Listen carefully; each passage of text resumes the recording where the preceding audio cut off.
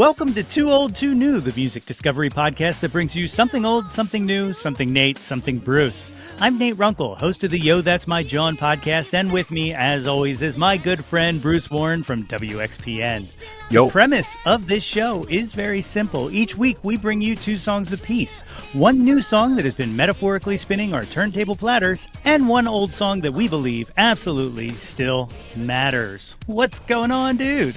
You are going on, dude. What can I tell you? So before we started talking on the mic, you saw a killer baseball game, Phillies game last night. I absolutely did, man. You know, Schwarber was back and Harper was back, and so the excitement level was already there, but I did not expect to see a 10-1 just absolute slaughter of the Dodgers. Right? Yeah. Okay. So what's your prediction for the series? They're going to take 2 out of 3? They taking all 3? I think they can take all 3. I mean, it was weird because, the Dodgers are very formidable, but I'm sitting there watching them and I'm like, not that formidable.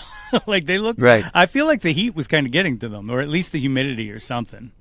Yeah, well, Scott Fransky was mentioning that towards the end of the game. He was sort of talking about the impact of the heat. I can't even imagine how hot it was in the stands, right? Well, let alone in the field. Yeah, the stands was, I don't know what the field was like. I'm sure equally as impressive, but the blacktop when I took a half day yesterday and we tailgated, and it got a little moist. Yeah.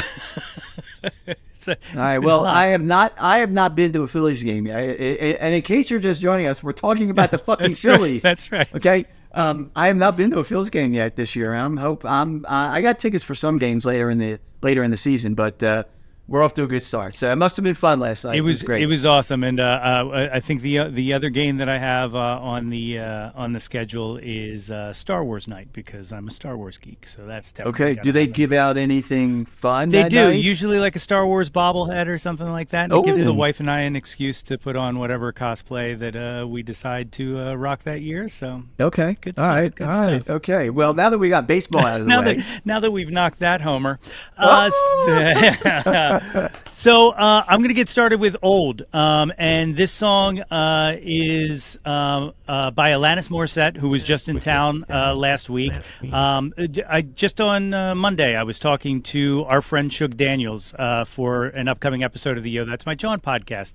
And she was talking about being at the show, and we kind of just started talking about Alanis and how cool Alanis is. And I remembered this song. It's my favorite Alanis song, and I don't know if it's actually on any of her albums proper, but it's from the soundtrack to the film Dogma. And the song is called Still. And I'll play a little snippet here of it, and then I can chat about it. But this is Still by Alanis Moriesette. right? So in the film Dogma, a spoiler alert for a film from 1999, but Alanis Moriesette plays God. Okay. Oh. And this song is written from the perspective of God. I'm not a religious person. The only time I find religion is, I think I've mentioned it before, through music. Like, music hits me sometimes on a level that I just cannot, emotionally kind of process or define. And this song has that effect. And it's mostly because the perspective that she's singing it from of God is going through all of the kind of transgressions of man. All right. So your death, your decisions, your passions, your plights, and stuff like that. And it ends, as you just heard there, with her repeating the phrase, "And I love you still." All right. Mm-hmm. So it's like this. It's that unconditional love of no matter what you do, I will still love you. And I get chills hearing that sometimes. And it's wild that this song is, like I said, a soundtrack piece that didn't make an album or something like that, because it's absolutely beautiful and probably my favorite Alanis track. Wow. First of all, I never heard that song before. Really? No, really. And I never heard about the movie. Well, so the movie was kind of, the rights had been kind of tied up for a while, but from what Kevin Smith has said, it looks like somebody purchased the rights and is now, there should be a new release coming out.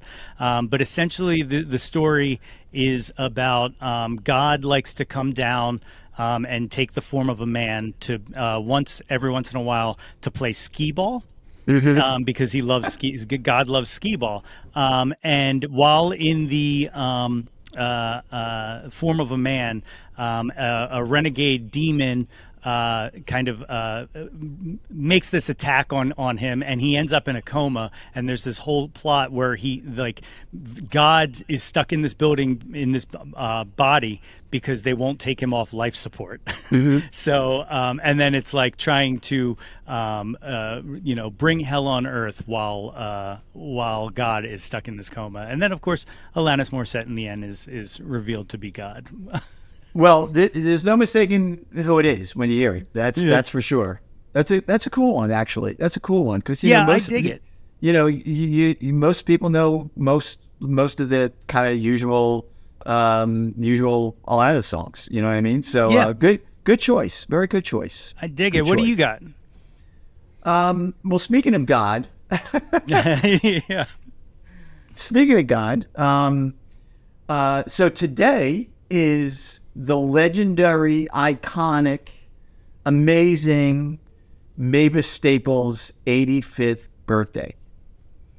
And so happy birthday, Mavis.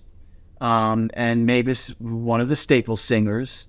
And Nate, I would be really amazed if everyone who's listening to this does not know who Mavis Staples is.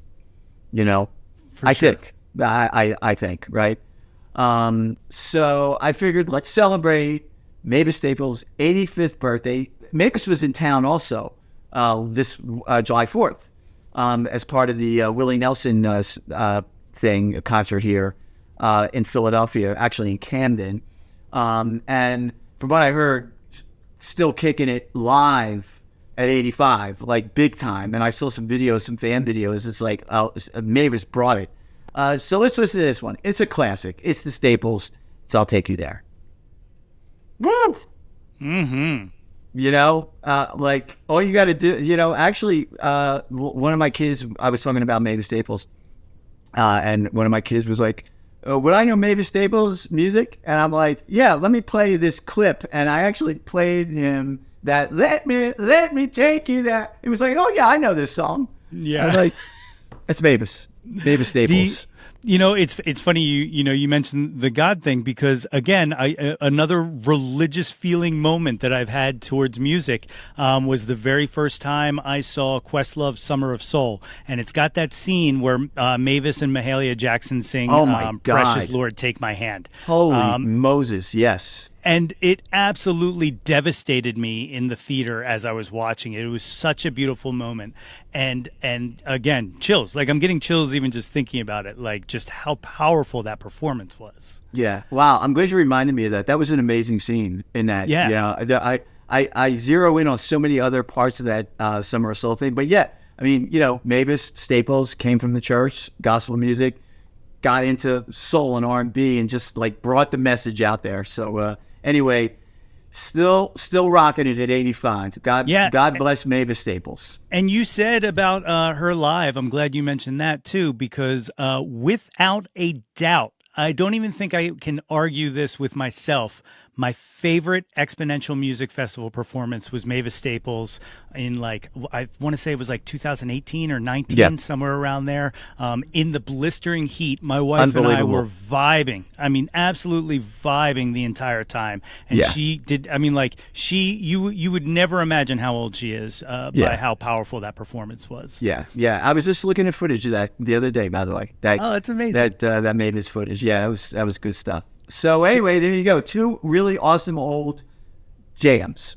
That's awesome. So, that segue I want to use to also kind of, as always, because I'm the only one who ever wants to bring this up, the tickets are still available for the XPoNential Music Festival if anybody wants to purchase them. But what is your favorite performance from the XPoNential Music Festival that you guys have put on? It doesn't actually, favorite's kind of tough, but what's one of your top performances or memories from the XPoNential Music Festival? Oh, gee whiz. It was probably the year that Paula Cole, you mentioned Heat. The summer, so Paula Cole released her debut album, This Fire, and it was right before her star shot up. with wherever all the Cowboys gone. And we booked Paula for our festival. And our festival, which is now in September, used to be in August every year for 30 years. And it was literally 110 degrees. Like, with the, what is it? What do they call it? The heat index? Heat index, yeah. Right? It was like 110 degrees. And I remember Paula Cole came out, unbelievable band, and just like, she was playing to the fucking bleachers. And it was just at that point where she was about to explode. And she was wearing, like, there's like South Philly house dresses. Like, yeah. She was wearing like, I don't know if it was some from South Philly, but it was a house dress. And she was wearing these like Doc Martens, literally, that came up to like her knees. And she played so hard and worked it so hard, and people were so into the set. And I remember her walking off the stage, and literally the water was like, she was squeezing as she walked, the water was coming out of her Doc Martens. And for some reason, that image has always stuck with me, and that was an exciting moment because, you kind of felt like here was an artist that was on the cusp, and Paula was absolutely at the cusp. And then like a month later was like, boom. It's like, we never would have been able to see her in that setting, And so good question. Many of those performances, the bands that we booked over the years, have been sort of artists like that. Not everybody has gone on to like boom, 4 years ago, Phoebe at our, first time Phoebe played our festival, like you could sense this was like, whoa, like, so, those are two. I know you only asked for one, but those are two. I'll take as many as you got. No, it's like my favorite thing. One of my favorite things about the festival is like you said, catching these artists, right? Is like, they're you're able to see them in a small kind of setting where you get to see why they're about to be the most brilliant musician you've heard of. It's a wonderful festival, and like I said, tickets still available. So with that, you got something new? What new have you been listening to? Sure. What new? Well, today's new is just hot off the press. It literally came out like kind of 4 hours ago. I'm talking about new Michael Kiwanuka. I am so psyched. It's been, I don't know how long it's been. It's been a while. 5 years. 5 years since we last heard from Michael Kiwanuka. Now, I don't think, I didn't read anything about a new album or anything. So, but we know it's just a ploy. We know there's a new record that's coming. He's going on tour. Come on, people. Like, I'm not a fucking music industry moron. Like, I can read the tea leaves pretty well. But yeah, Michael Kiwanuka. What can I say more than it's Michael fucking Kiwanuka? And you know what? If you are a fan, this is for you. This is for you. This is called Floating Parade, and it's Michael Kiwanuka. I mean, it's all there. It's all the characteristics of a classic Michael Kiwanuka song. So I need that on vinyl because like that just, it's the strings and the bass line. I can just imagine how good that's going to sound coming through the system. Yeah. So I was listening to, I'm glad you mentioned the bass line because it's very prominent and it's almost like its own chord. It's almost its own hook, right? Yeah. So I was trying to think. I was like, okay. This is a heads up for your mixtape freaks who like the Segway songs, right? That song into 07's Destiny, I'm telling you right now, okay? There you go. It's baby making time, man. I'm telling you. I like that a lot. I'm telling you. Well, it's funny you mentioned bass lines because my new this week has a bit of a bass line to it. I don't know how many people in the audience are familiar with the band Lawrence. But this is a song from Lawrence's latest album, Family Business, which is absolutely phenomenal. If you haven't listened to it, please definitely go check it out. Lawrence is a family business. It's a brother and sister, Clyde and Gracie Lawrence, are kind of the main creative force behind it. It's an 8-piece band. We got horns. You know my love of horns. And, I mentioned horns when we were talking about In Rose and the saxophone. Well, these guys opened for the Jonas Brothers recently. So I feel like the Jonas Brothers know what's up when it comes to horns because Lawrence absolutely slays it with the horn section on this song, Hip Replacement. You're not kidding about that bass. Whoa. The funk is Wow. alive, my friend. Yeah, like I mean, like it's not coincidence that hip replacement has such a lineage that you can tie back to What Is Hip by Tower of Power. I mean, like we are in it, and it's like the whole album's like this, man. It's just a perfect like explosive vibe.